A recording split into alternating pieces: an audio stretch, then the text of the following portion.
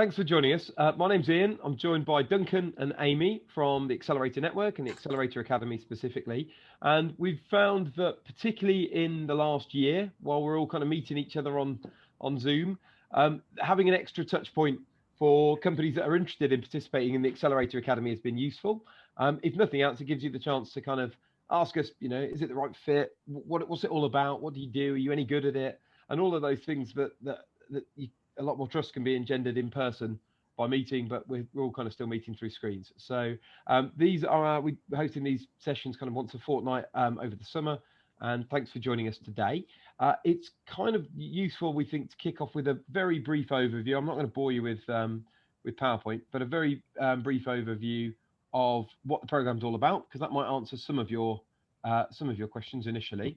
So hopefully you can all see that on screen. And if I rattle through, just to give you a kind of quick flavour of it, and then if you've got any questions, don't be shy. Feel free to kind of ask us anything, as the theme of the event's all about. So my name's Ian. I chair the Accelerator Network, it's the parent organisation. I founded the Accelerator Academy way back in 2011. So Amy generally digs me up to kind of do these kind of sessions, and Duncan, much smarter than I am, leads the program day to day as the program director. Both Duncan and I had experience of being entrepreneurs in our own right. I'll let Duncan introduce himself, but from my perspective, I launched 3 businesses: music industry, network of radio stations, and a digital publishing business. Took on VC funding and achieved trade sales, which moved me over to working as an investor, essentially. Duncan, do you want to give a quick overview? Yeah. Hi, everybody. My name's Duncan Knight. My background is having spent 16 years starting and exiting one business and in the process of a second work in progress. I work with Ian on a number of things on this program, as well as working on some Series A deals as well. Excellent. So that's us. And so in terms of the Accelerator Network, which I've mentioned, this organization supports a vast range of early stage tech companies. To date, with something like 1,200 companies have come through our various programs. The programs are organized by life stage. And this is one of the things that we've found to be the most important bit of value add in a world where there's increasingly number of accelerators and incubators and support out there. Our absolute focus is on breaking down the companies by the life stage that they're at and giving them the support they need then. So where the Accelerator Academy sits in a range that goes everywhere from I'm thinking about one day giving up my job and maybe being self-employed, which is the very front end of what's it all about, what's an entrepreneur do, and information events, right the way through to my business is turning over 5 to 10 million and I'm getting ready for a 10 million investment round at a 30-40 million pre-money valuation. That is the full range of what we do as an organization. But specifically, the Accelerator Academy is for early stage tech startup companies that are post-revenue. So you're not at pre-revenue stage, you're not at proof of concept, you're not at MVP, you've got some sales and you're beginning to think, right, this feels like it's working. How am I going to grow it? Have I got the right foundations in place to start scaling this business? And I'm probably going to need a funding round. And our range for that is we would define that as 150K to £1 million. Some nuances either side of that, but that's kind of the core that the Academy gets companies ready for. So what the Academy itself does, it's a blend of training, mentoring, and investment readiness to help emerging tech entrepreneurs build really scalable businesses that can be invested in by seed stage funders. And the way we do that is what we call our secret sauce, is with the support of existing entrepreneurs, people who are running their businesses successfully, and exited entrepreneurs. So people who've gone all the way through the cycle, built a business through to a successful trade sale. The training piece, briefly, isn't things that you don't that are completely unfamiliar to you. So, for example, we're going to talk about route to market. We're going to talk about financial modeling. We're going to talk about sales and marketing. These are things that you guys are already aware of. So we're not going to patronize you and give you a kind of here are the basics and have you thought about putting some numbers in an Excel sheet. we're assuming that you're all bright, driven entrepreneurs. And so with that in mind, the training that we deliver is very much focused on not how do you do it, but how do you do it better? How do you learn from other people's mistakes? How do you shortcut the learning curve? Any tips and tricks that are going to make your routes to market clearer, that are going to aid you in your talent acquisition and retention as you're building out a growing team, that are going to give you the opportunity to understand a seed stage term sheet before it's a real one in your hand. So it's not a 101 basics. It's very much from the perspective of how do we build something really, really big and really scalable. The ecosystem that we draw from, there are 200 plus expert speakers that are involved in the rolling Accelerator Academy program. In any one program, you will meet something like 60 individuals coming through that are well versed in their expert subject and are able to give you the benefit of their expertise. But all of them have been tried and tested by us. They're delivering a methodology and a syllabus that we've spent a decade perfecting. And so with that in mind, it means that the learning is very short, very succinct, and you get to the detail really, really quickly. And that's useful because we're very mindful that as busy entrepreneurs, spending a lot of your time in a classroom learning stuff isn't the main crux of what you need to be doing. You need to be selling, and you need to be hiring, and you need to be creating partnerships and building product. So it's delivered in a very succinct fashion. The mentors, we have a pool of 30 mentors, all of whom are exited tech entrepreneurs, range of different aspects, different flavors of tech. And actually, we think from our experience that it isn't purely their domain experience, it's their entrepreneurial experience that's of most value for you potentially to be tapping into. The reason for that being, if your startup is in cyber, you probably know lots about cyber, but your challenge right now is how do you get more customers? How do you reduce the cost of customer acquisition? How do you manage churn? And that might be transferable learning from an entrepreneur with lots of that commercial experience who built a business in software or in SaaS or in a different adjacent aspect of tech. So we don't match based on domain knowledge because you're hopefully the domain expert. We match based on the apparent need in your business. The mentors, it's not a speed mentoring process. I've mentored on lots and lots of other programs, and sometimes it's turn up for 15 minutes, have a chat with somebody, make some useful intros. That isn't the way the Academy mentor relationship works. The relationship is much more formal. You're allocated the mentor, and you spend 4 hours a week with that mentor. That's 3 hours where they're observing you in the training sessions and working through the application of that learning in workshops with you. And it's an hour of one-to-one support, private conversations between you and them about actually how are you shaping up in the subject of the week: sales, marketing, legal, finance. Are you good at this? Is it easy? Are you not so good? Do we need some help? And that continuity of having that mentor's involvement for essentially a half a day a week for 12 weeks of the program, and then monthly meetings thereafter, keeps you accountable, and stops there being any discrepancies coming into your business plans. So if something you said in week 2 is very different to something you're saying in week 10, at least the mentor can hold up a mirror and say, it might be that your thinking's changed, but just to flag, you were saying this was going to be predominantly a B2B2C business, and now you're saying this is solely a B2B business. Do we want to talk about the transition? So that's how the mentor relationships typically work. And then the investment piece, it's really, really hard to kind of demonstrate this on a slide, but we've been doing this for a long time, and we've got a really strong network of seed stage investors. Historically, if you'd have asked me 18 months ago, I'd have said it's a big pool of angels and some seed funds. Over the last year or so, as angels have moved a little bit back from making new investments and doubled down on their existing investments and been more cautious with their cash, we've had to do a lot more work with the involvement of seed funds who have got money in their funds waiting for good deals. So the investment piece is probably best highlighted by this, my last slide, kind of quick summary of the Academy. We've raised at seed stage over £135 million for our startup companies that have come through the Accelerator Academy stage of support. And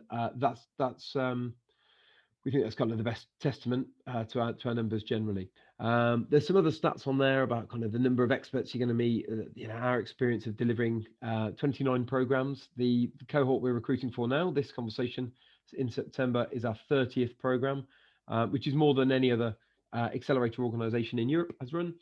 So hopefully we've got a rough idea of how it all works.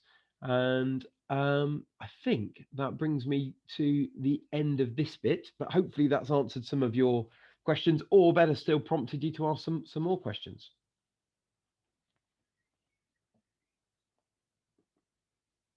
So who wants to start? I do have a question. Yeah, sure. Thank you for that. Super interesting. I mean, as you said, that obviously the figures don't lie. I mean, this is super impressive.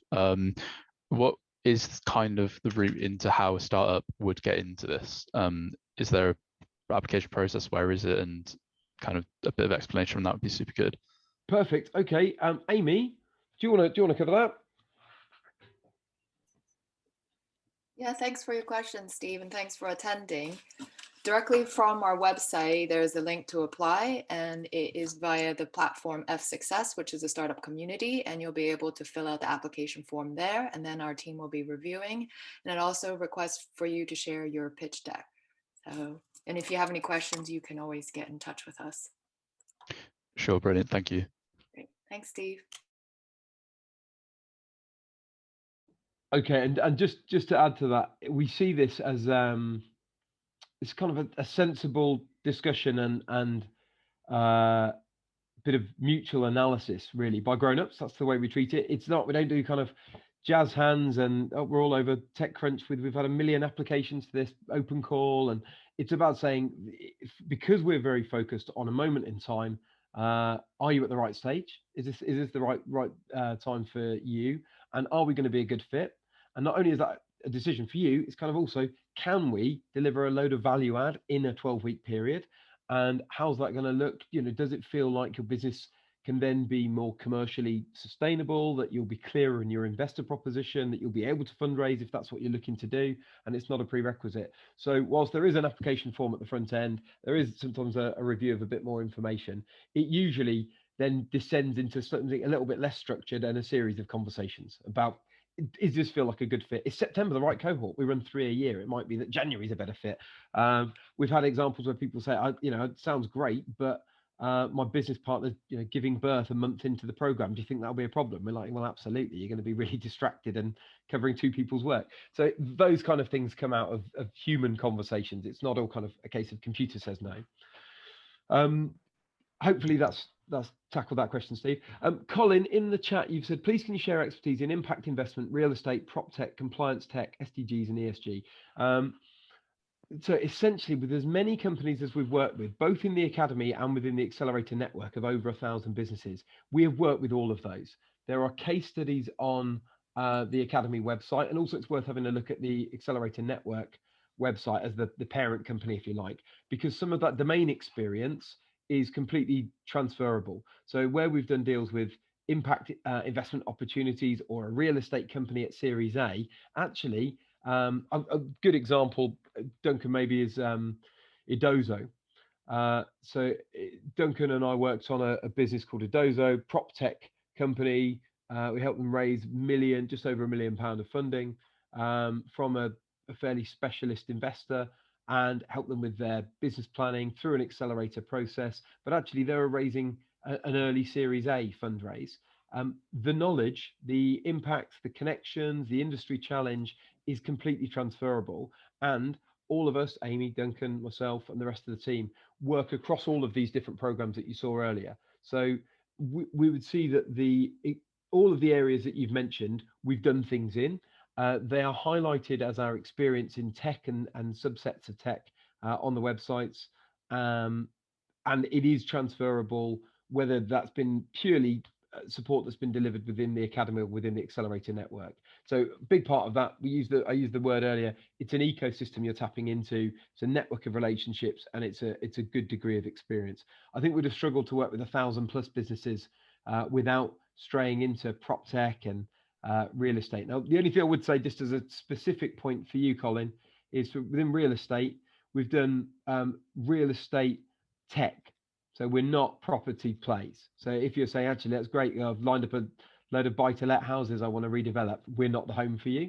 But if it's the tech that's applied to real estate and prop tech, as I think the question implies, then we've got some good credentials there. Yeah, the current cohort has impact, prop tech on there. Yeah, some sustainability in the companies they're going through right now. Excellent, thank you. Chrissy. Yes, thank you for the presentation and all the information so far. I have a question which I found that it has been a bit challenging so far. Well, how do you assist in helping a startup that is really is somehow specialized in a particular area that needs expertise and help them connect them to the right investors? Because it could be that the investors have, so I'm in fintech, especially more on the reg tech, pay tech side of things. And I have found that the problem I'm trying to solve, there's only a niche group of people who do understand. Otherwise, there are many people who actually do not understand the depth of the problem. So therefore, it may be hard for investors to see the opportunity. So there's 2 or 3 answers to this, sadly, Chrissy, because it isn't the case of a single answer. But as briefly as I can in a group environment, I would challenge your question.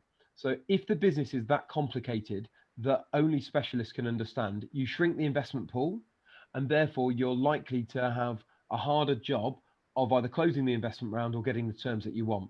Part of what we do within the Accelerator Academy 12 weeks is to say, let's tease out the bits where we're not bravely creating all new markets and all new opportunities, but there's transferable skill sets, there's knowledge where this has been done in the past in an adjacent sector or in a similar way. And by drawing out those, we can give investors a bit more comfort that as they look at your business, they think, okay, whilst Starlix hasn't necessarily done it yet, we've seen that there's another business in the US that's done something very similar and had really good client uptake. Or actually now, as a generalist tech investor, that means this business could be of interest to us. So one, to answer the question initially, is we try and help you present the business in a simpler way that it appeals to a broader base of investors, so that you're not looking for the needle in the haystack of the one investor who really gets what you do. The second point linked to that is, if you do need specialist expertise, our suggestion is hire the specialist expertise, maybe with cash from the funding round, maybe with options, maybe through a lighter touch advisory board. And then you've got the expertise within the business, and now a generalist investor can give you the cash, because you're not saying to the investor, we want your money, but also we want you to have detailed knowledge of pay tech and reg tech, which they might struggle with. No, it's not about the detailed knowledge. We have a pretty good network of people that can support us in the detailed knowledge. I'm talking about the investors, because maybe I haven't met the right investors, but the investors that so far I have met are more generalists. That's the way I have perceived it. So I think then my first answer stands, which is we say, and it all gets easier when we're in the academy, because we all kind of get to know each other and we can be a bit more cheeky to help speed up the learning. But one of the things we say is, it's often not the investors' ears that are wrong. Yeah. So if it's a case that they're not understanding it, then we make it easier for generalist investors to understand. If what you are saying is we do need very, very specialist investors, then I think, to Colin's question in the chat, we've had good experience of working with and securing funding for fintech, reg tech. I wouldn't say pay tech, I think that's kind of a new area, but reg tech definitely, and fintech generally, for I think from before fintech was called fintech. So when it was financial services technology. So I think if it comes to specialist investors, we probably know them, but I would challenge the question that it shouldn't be in a position that only a specialist investor can understand the investment opportunity. Okay, thank you. Okay, thank you. 5 hands up. So Ian, if you want to take your pick, and I'll. Amy, do you want to moderate, because I can't see them all? Okay. I'll ask to unmute. Nadal, do you want to go ahead with yours? Yeah, hi there. Just a very quick 2 questions. Apologies if you might have answered this one. So next steps in terms of processing with Accelerator is application FBCS, did you say? Yes, it's the application that's linked on the website. I think you and I might have already exchanged an email, so we can follow on directly via the email thread. And sure, then I will follow up with what you were saying, pitch decks and then everything else that you need. I have actually all of those things ready because I've applied to multiple accelerators recently. So yeah, whatever you need, I'll drop you an email then. Question number 2, you showed a slide with a lot of really impressive mentors and experts. Some of them that I know, some of them that I've been trying to get hold of. What's the best way of trying to get a meeting with them as soon as possible, really? So we don't make cold introductions to startups that we don't know, obviously, because otherwise we're gonna burn our network by sending them random inquiries. And that's not a diss to you. So once you're accepted into the program, we do our work to matchmake you with a mentor. We do that based on your view of what you need to achieve from the academy, from your time in the academy, and where the gaps in your business are, and our knowledge of the mentors that we work with, based on their focus and skill set rather than purely their domain knowledge, as I mentioned earlier. Then if it's a case of once you're in the program, you wanted to chat to one of the other mentors, we get you to do a thoughtful sentence as to why it will be in their interest to talk to you. We know what's in your interest as startups to talk to wealthy exited entrepreneurs, but kind of what's it in it from them. And we do the polite one-sided intro. So we say, so it's a double opt-in. We say, hey, Hugo, one of our current cohort has got a question for you. Here's his question. If you think it's something you might be able to help with, we're happy to tee that up.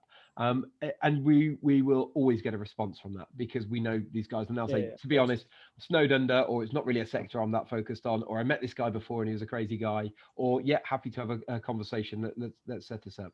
So that's all part of that kind of network and relationships and introductions that come with any good accelerator. Fantastic. Okay, cool. That's it. I'll follow up with an email then. Thank you. Excellent. Thanks for that. Amy, who's next? Oh, you're on mute. Someone has to be on mute in her Zoom call. Hi, this is Prince. Hello, Prince. So we are basically an edtech startup and running like say 5 courses and live classes for schools. Okay, not schools, basically students. Okay, so just want to know two questions. One question is like is it the revenue is the only matrices to enroll the program, like £5,000 starting, like it is the only one matrices? You can go with the users also. It's the primary one, and the reason for that is because and this is perhaps a little bit unfair, Prince, but this is the reality of the UK investment scene at the moment. Pre-revenue businesses struggle to raise north of £1.5–2 million valuation, which depresses their fundraise opportunity to 150k, usually under the tax break of Seed Enterprise Investment Scheme, SEIS. I know that because I'm a co-founder at the Startup Funding Club, or SFC Capital, which is Europe's largest pre-seed fund and the UK's largest SEIS fund. So I kind of see a lot of this deal flow, and pre-revenue businesses cap out at this valuation unless they've got a very specialist reason for why they are pre-revenue. Now, I think you mentioned medtech, and medtech is maybe one of those areas where there's a lot of R&D that goes in before regulatory approval, which frustrates your ability to switch on revenue. But for most businesses, we say you should be able to get to revenue by the time you join the academy. If not, we've got a pre-revenue program called a pre-accelerator that helps companies get to their first customer. If you think you don't fit into either of those two camps, then apply and make the case. So actually, for us, your process of pre-revenue, revenue is a bit too binary. What you don't understand is the nuance of our industry is we need a regulatory approval license to switch on revenue. We're in the process of applying for that. It will be here by September, at which point revenue will start because we've got a warm pipeline, in which case we can bend the rules. And it comes back to my earlier point about we're all human, we're all people, and we want to have relationships with other people rather than just, a computer says no approach. But if what you're saying is we've got a prop tech SaaS business, but it's got no revenue, we would say there's no reason that you shouldn't either join the academy when you have got to revenue or look at our pre-revenue pre-accelerator. No, I think I said like we are at tech and we are in education. Okay, And second, we're not saying like we are not on revenue. I'm saying like if the £5,000 is the revenue is minimum, is the only one benchmark. So we are generating revenue, okay, but not like in a 5,000 right now. Okay, it's like a near to like in a 3,000. Okay. Oh, okay. So that's a much easier question, Prince. Our questions at an interview will be: where will you be by September? Where will you be by November, December? Because September is when you join. We kind of want everybody in the cohort to be similar experiences. Yeah, we're all kind of generating sales. We want some more sales. We've got the same growing pains and challenges. And where are you going to be in December, where we present you to an investor community? If you're still at 3,000 in 6 months' time, it feels like a very flat, scary business. If you're up 5,000, 10,000, then we know that that's going to appeal to our investor audience. Got it. And what should be the outcome we believe, like, and once you join the program, like what should we say, like we are going through the program and successfully completed, like what should be outcome we should have to be like expect once we join the program? Great question. Well, I'm happy to answer. I think the first thing I'm going to answer honestly with the thing you shouldn't expect.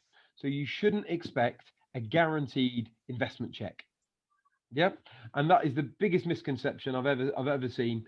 People say, sign up for the program, I need $500,000. Do you know where the $500,000 is? So what we put you through is a very thorough, very robust set of business training, business challenges applied both in workshop format and by your mentors to say, have you nailed this? Have you got this right? Is this the right thing to be doing? Are we in the right market? Have we got the right people? Where there's gaps in the skill set, how are we going to fill those? Is it linear hires? Is it non-execs? Is it consultants? Is it agencies? Is it partnerships? And all of that helps you end up with a more confident view of your own growth plan. And that is then documented with a business plan, financials, pitch deck, teaser, and a data room. Now, by having that confidence, that's the first win to an investor, because an investor says, Prince, I've got some questions about your business, to which you say, brilliant, fire away. Yeah, I've got this. I know exactly where your question's coming from. I know how to answer it. I know where I'm supported with statistics and documents. And I know what your thinking is if you're asking me that question, because during that 12 weeks, you get into the mindset of a seed stage investor. So the outputs that you end up with are business plan, financials, pitch deck that you've had feedback on, greater confidence in your business. It's quite hard to quantify. The way we would say it is check our past alumni. If you're connected to any of them on LinkedIn, ask them, did you have a good experience? We've graduated so many companies, and our view is ask them all. Not everybody's loved it. Some people have found it very tough, very challenging, but I think we find consistently everybody's endured it and respected that it's a process that they've had to go through. Now, as a majority of those alumni have then gone on to raise money, I think that kind of concludes the answer, which is the bit we can guarantee is you'll have a better assessment of your own growth prospects. And where that's likely to lead is if you're looking to raise funding, that greater confidence and greater evidence is able to be shared with investors. And from our experience in the investor landscape, confidence backed up by evidence is usually a really good starting point for an investor decision. Thank you. Thank you. Sorry, I misheard medtech, not education. My apologies. Ishan, if you want to go ahead and unmute. Sure. Thank you. So my question is, I run a startup called Travel Hands, which is an app that pairs a visually impaired person, VIP as we like to call them, with a sighted and verified volunteer to go together from point A to point B, more like an Uber for visually impaired people. And when we started testing this in London from May onwards, and we have journeys, we have traction, and we are trying to see if we can we're going to start asking for pay from our users. We also got support from Innovate UK, which helped us to scale from October last year till now. And we have, as per the burn rate right now, we have enough to sustain till September this year. So we have 3 months to raise the next round. Until now, it's been run through the grants. So we have been able to prove traction and we have reached this place, but we have 3 months to raise. And the program starts from September. So would you advise anything that could be, because I have to take action. Okay, yeah, I understand the question. I think sadly, we're not going to be able to help, is the honest answer. I have to deliver bad news sometimes. And I don't want to lie and say, hey, no, brilliantly, we can spring into action with a bespoke program just for you in July the 1st. So our programs run 3 times a year. The next program is September. And our general recommendation is that you've got enough cash to keep going. So I've got this distilled into two answers for you, Ishan. One, and for everybody, if you're going to run out of cash during the program, that's not going to be a good fit for anybody, is it? You're going to be worrying about how do you pay bills and all of this kind of stuff, not thinking about growth. So our general view is that you've got enough cash to survive for a bit, either from revenue or grants or from previous investment or from friends and family or from whatever it may be. That said, that then means, and that kind of does link a little bit to our revenue threshold, because if you've got revenue come in, you can sometimes keep the costs in line with that to extend your cash runway. But the reality is, for companies coming into this program, the first time we would be proactively introducing you to investors is at the end of the program. Why? Because you're going to make all of that learning in those 12 weeks that's going to strengthen your investor proposition and your business growth plans, introducing you in September with a business plan with a bit of holes in it that might not stand up to a lot of investor scrutiny, asking for the wrong amount at the wrong valuation, isn't doing anyone any favors. And then in your specific instance, the program starts in September. So you need to have closed that round before then. What I would suggest for you, Ishan, is close an interim round, from people that know you, people that know the business, because they're the people who are going to back you. You sending Duncan an email saying, "Dear Mr. Knight, I've got an interesting business. Would you like to put some money in it? I need the cash in the bank within 90 days," is unlikely to yield a result. So the money is going to come from people you know, and whether you're in this program or not, you know those people and they know you, like you, can see your progress. But you might be able to raise a smaller amount as an interim round. So say 100K gets us to December, gets us through Q1, at which point we'll have completed a program, we'll be signed off as investor ready, and we'll be out there talking to angels, seed funds, corporates, whatever it might be. And that sometimes help existing or new investors to think, I'm not just continually to drip feed into Ishan's business. What I'm doing is I'm funding the next 6 months, knowing that somebody else is likely to fund the business thereafter. So sorry, that's kind of not an easy answer for you, but that is the honest answer. Thank you. All right, thank you. You should still go ahead and apply. Drop me a line or ask for me. I ran an accessibility-based venture which had a contract with the Department of Work and Pensions. Dan's one of our mentors. Sorry, by way of intro. So you've seen Dan on one of those, one of the 30 headshots in that slide we whizzed past. Thanks, Dan. Nick, if you want to go ahead with your question, and thanks for joining. Thanks very much, Ian. I think you've partly answered my question, which was who you recommend to work with pre-MVP, between idea and MVP, and you mentioned the pre-accelerator program. I just wondered where to find out more about that. I didn't see it on the website, and any other suggestions as to who you like to sort of see people coming from.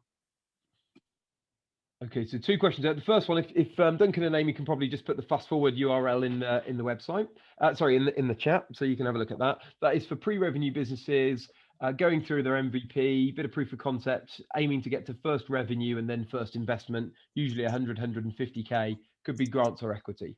So that is Fast Forward London program. The next cohort for that doesn't run until January, February time next year. So it's a little way off, by which point you might have naturally got there with revenue growth anyway. But have a look at that one. And then there was a second question in there, Nick, about where do we like to see people come from? Can you clarify the question? I'm not sure I got that. I mean, I think you've answered it. I mean, I think that program. Okay. So they don't need to, doesn't have to be linear. I showed you a linear slide of our different programs organized by life stage, but we don't mind where people come from. The important thing to us is that you've got a good business at the right stage that's looking for the kind of support that the Accelerator Academy can give you.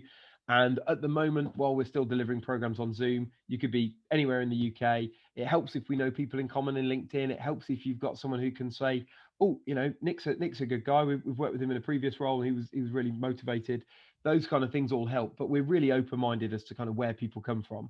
And I think a lot of that actually reflects all the way back to kind of the DNA of this program 10 years ago. I set up my own 3 businesses, and it was a real struggle when I set up my businesses. And once I'd sold them and had a bit of cash and a bit of time to reflect, my own feeling was the things I most wanted to change was access to support and access to capital, because it felt like continual new learning whilst you're trying to run a business. And that motivated me, inspired me to start this program. So with that in mind, our starting point isn't, we're looking for Oxbridge educated, exited entrepreneurs who've previously been backed by Andreessen Horowitz. we're saying we don't care where you've come from. We care what the story is that you're telling today, and that the growth path you're on aligns with the trajectory we believe we can deliver. Okay, thanks, Nick. Any other hands up, Amy?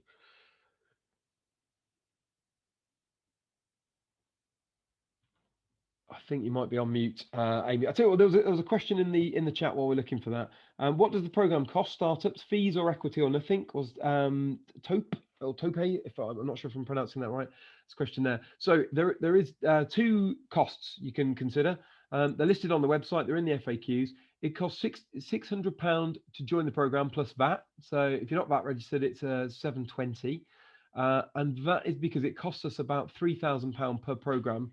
Per company to deliver the program, but we subsidize it with some sponsorship, and the sponsorship comes from a legal partner and an accountancy partner who want to meet you along the way. They're not hard selling to you, but they do provide critique and feedback on your legal preparation and your financials. So they're ingrained in the program, and they have both been working with us for more than 5 years. So it isn't a shiny badging hard sell exercise, and so they help to reduce the fees. That then covers the cost of delivering the program. In terms of our upside, and we are commercial, this is a commercial endeavor, but I don't think we should shy away from that. I don't think you should be scared of that either. We take an option in the business. So the way the option works, an option is essentially an opportunity to be able to invest in your business. So we don't know you today. We're going to spend 12 weeks getting you ready so that other investors believe you to be credible. And then hopefully those investors are going to want to invest. At which point, 2 things have happened. One, we all now believe in you because we've seen you. You've come through an open program. You've applied the learning. You've demonstrated growth in your business. That engenders a good degree of trust between us. But also, you've set a valuation on your business. So the way our options work, our options are granted over 5% of your shares today. That 5% will dilute, will become less over time. As you issue new shares, as you take on new funding round, our 5% will shrink. It might be that by the time we exercise the shares, by the time we buy our shares, that we'd seize the opportunity to invest, it's diluted all the way down to 3%, 2%, 1%. Depends how much money you go on to raise. The 5% is split equally between the academy, owned by the Accelerator Network, and the mentor. So your assigned mentor, they're 4 hours a week, and ongoing support is covered by these options. If the mentor and the academy decide in future that they don't want to invest, the options fall away. So there's no dilution to you. If they do want to invest, they have to pay up, write you a check, and then they can buy their 2.5%. The reason that the options are deferred is twofold. One, it gives us time to get to know you. 2, it means we're continually in your corner whilst we're an option holder, as the same as if we were a shareholder. And 3, because we don't know your valuation. When I started this program, I looked at other accelerators that were out there. There weren't many in 2011, but most of them said, we'll give you 25K for 7%. And my feeling was, when I was starting my businesses, I didn't really need 25K, and I didn't like a valuation that felt like 300K. What I needed was £300,000 of investment at a valuation that felt like $1.5 million. So that common approach in accelerators wasn't the one we took. Now, if what you need most in the world is 25K to keep the lights on, there are other programs that are probably a better fit. And it tends to be the case that has skewed the Accelerator Academy to working with slightly older founders, 30 plus, not 20 plus, although we're not prescriptive about that. The options then are essentially, to answer Tope's question, they are a cost because there's some dilution if and when we exercise those options. If we don't exercise them, then there's not going to be any dilution, and it's just the fixed cost that you contribute. Why £600? We based it on £50 a week because we think that's accessible to all. So if you haven't even got £50 a week in your business, maybe there's a challenge in your business, but also the other way to look at it is it's a bar shift. You could go out and work in a bar when the bar's open and cover that. So we've tried to make it kind of as inclusive as possible, that it's not, it's £3,000 or £5,000 or £10,000 up front. Hopefully that's answered your question there. Well, very elaborate response. Thanks, Ian. Thanks, Tope. Any other hands up, Amy? We don't have any more hands up, but I think Colin had a follow-on question. Okay. In the chat. So to what extent are investors in the startups common to investors in the target market? I understand why it's important to invest in the startup in order to improve the performance of the complementary investment. Collins, forgive my ignorance, kind of quite a difficultly worded question. Shall I just bring it to life for me? Yeah, tell me. Yeah, okay. So again, going back to the prop tech piece, basically, so we're always talking about ESG and responsible investment, particularly in the property space. So if the startup is looking at the technology to help them improve, obviously I'm thinking that because there's affinity, we have thought, between the real estate investor and the actual technology to improve the performance there, that's going to improve the collaboration, I would have thought, and the affinity between actually what the actual startup and innovation is designed to do, more so than if the actual real estate investor or the target market was actually detached from the investor in the startup.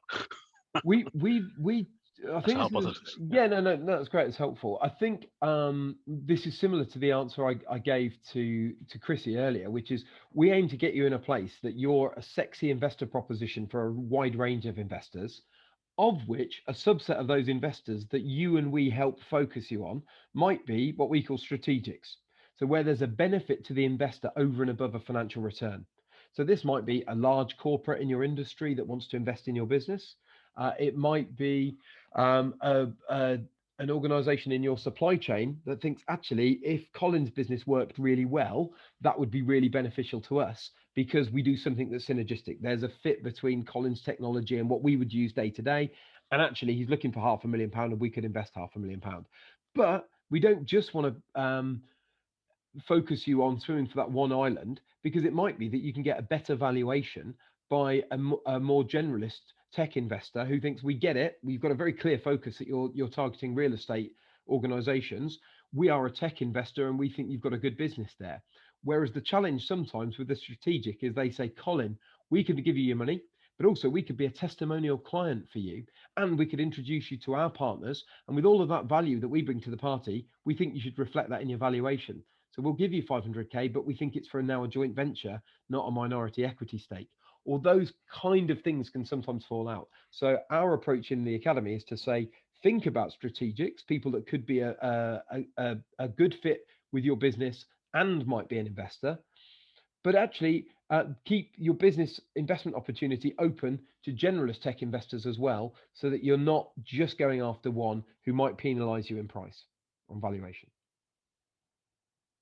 Okay, good. Thanks for re-clarifying the question, Colin. It's difficult in the typed side box. Any more for any more while we're all still here? No more hands, and I think we've covered everything in the chat. Does anybody have any last questions? So I think if you haven't, hopefully we've clarified kind of how the program works a little bit, and also how to apply. Take up references on us by all means. You know, we've got hundreds of LinkedIn testimonials and references on our individual LinkedIn profiles. We've got case studies on the website, and we are all very well networked. Kind of, why wouldn't we be? It's a big part of our job to know lots of people. So feel free to check out who we all know in common on LinkedIn. And if you know people, I would say we're open and honest enough to say, rather than here's a short list of 3 shiny people that we've asked very politely to say nice things about us, reference us with anybody that knows us. And I think that we can only say that after a decade of working really, really hard with our best endeavors to help startups succeed. So if that sounds like a good fit for you, really look forward to your application. I think a few of you had applied recently, and we said this might also be a useful check-in. So if you have applied, we'll be back in touch shortly to ask for more information. If you're yet to apply, do apply. And if after this you jump off the Zoom and then think, I forgot to ask them something, then drop any of us a note. We're all open and accessible and happy to share our opinions. Any special link to KTN, says Colin. I sit on their working group for KTN Knowledge Transfer Network's Access to Finance group. So yes, it's again another part of the ecosystem that we know really well. Okay, I think if that's it, we'll we'll conclude there and let you all go and grab some lunch or whatever you're doing. And good luck with your startups. And we'll very much look forward to hopefully chatting to you over the summer and seeing you in September. And who knows, even by then, we might even be able to get together in a room at some point and meet in person. So many Fingers thanks. crossed. Thanks, everybody. Thanks, Amy.